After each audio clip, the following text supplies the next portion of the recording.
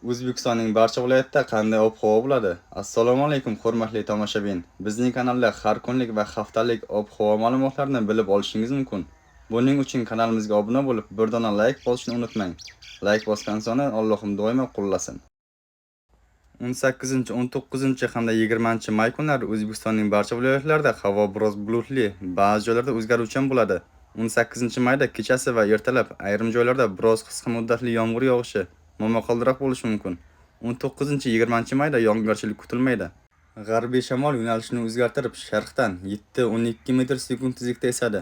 18-mayda ba'zi joylarda 13-18 metr sekund tezlikkacha kuchayishi, chang to'zonlar bilan kuzatilishi mumkin.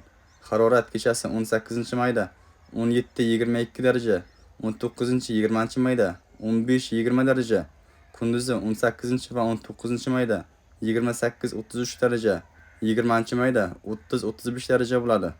O'zingizni asrang, xayr, salomat bo'ling.